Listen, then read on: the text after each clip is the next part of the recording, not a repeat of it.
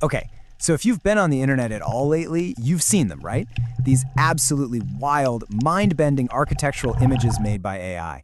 You know, the sweeping facades, these impossible structures. They are flashy, they're futuristic, and yeah, they've got everyone talking. But what if the real AI revolution in architecture has almost nothing to do with these pretty pictures? Let's get into it. This quote from Chris Bailow just nails it. The true power of AI here isn't about making more jaw-dropping images. It's about fixing the deep, systemic problems that have been holding the profession back for decades. We're talking about the broken plumbing of the practice, all the chaos that happens behind the curtain. Because yeah, behind those sleek designs and glossy magazine covers, there's a huge operational crisis brewing. For years, technology has promised to make everything better, but honestly, in a lot of ways, it's just made the core problems even worse. And this core issue, it actually has a name: digital decoupling. Think about it for a second. Projects today are ridiculously complex. They need massive amounts of data for certifications like LEED and WELL. But the digital systems most firms are using to manage all that complexity, it's just a messy patchwork of disconnected tools. And that disconnect is exactly why the profession has hit a major productivity wall. So this decoupling, it leads to one main symptom, and we've all been there. It's file chaos. You know what I'm talking about. Folders named, I don't want to sort this, endless email chains, and of course the absolute classic, final __ final __ v2 final.jpg. This is so much more than a small annoyance. It's a systemic crisis. And all this disorganization, it's not just frustrating. It has a staggering, quantifiable cost that hits every single project. The scale of this problem is, well, it's just staggering. $31.3 billion. Let that sink in. That's the estimated cost of rework every year in the U.S. construction industry. And get this, research shows that over half of that, 52%, is caused by poor data and miscommunication. These are the direct results of that file chaos. And it gets worse. When you bring it down to the individual level, that chaos eats up an average of 14 hours every single week on what they call non-optimal tasks. That's almost 2 full workdays just gone. Poof. Spent searching for files, dealing with weird formatting issues, or just trying to figure out who has the latest version of a document. And all these costs, they just feed into each other in this vicious cycle. You've got lost time, which leads to a 21% loss in daily productivity. That inefficiency leads to incredibly expensive rework. And the stress, the constant stress from fighting broken systems, that leads to high employee turnover, which, by the way, can cost a firm over $80,000 to replace just one architect. So, what's the solution here? This is where we have to completely reframe how we think about AI. It's not about the pretty stuff on the surface.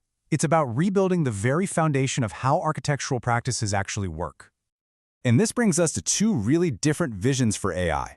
On one side, you have AI as imagery, all the fun experiments with renderings and facades. It looks cool for sure, but it's kind of like slapping a new coat of paint on a house with a cracked foundation.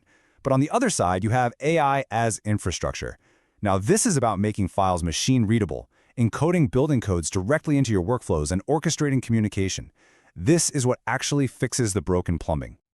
So what does that actually look like in the real world? Well, imagine every single drawing being searchable by its content, not just its random file name. Imagine zoning codes being checked automatically, flagging problems before they become massive, costly mistakes. No more who has the latest set email chains, and getting submittals package for way faster city approvals. This is the real promise of AI.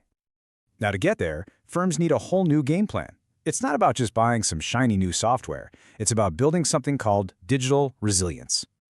The Digital Resilience Index, or DRI, is that framework, and it's built on 3 pillars. First, you need the right technological infrastructure, like having a single source of truth for all your data. Second, you need clear processes and governance, so everyone is playing by the same rules. And third, and this might be the most important one, is culture and training. The best tech in the world is useless if people aren't trained and empowered to actually use it. But here's the reality check. Right now, there is a huge gap. This chart shows a really clear digital divide. A staggering 73% of small firms are not using AI at all. Compare that to just 39% of large firms. This puts smaller practices at a massive disadvantage, which makes having a resilience framework not just a nice-to-have, it's a necessity for survival. So, look, just adopting these tools isn't enough.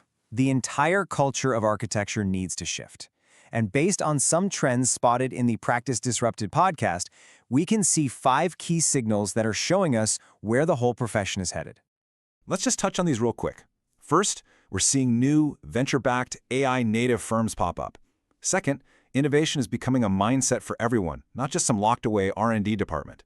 Third, deep collaboration is replacing the old, clunky consultant models. Fourth, advocacy for things like equity is becoming a core part of the job. And finally, firms are designing their own culture to be resilient. When you put all these together, these signals point to a radically different future for architecture, one that's way more integrated, efficient, and resilient. Which leaves us with one last, kind of provocative thought to chew on. For decades, we've measured great design by how it looks or how it functions. But in an age where AI can handle so much of the complexity and the efficiency, maybe the new measure of a great architectural practice and great design itself is its resilience. Is it built to last, not just physically, but operationally? It's definitely something to think about.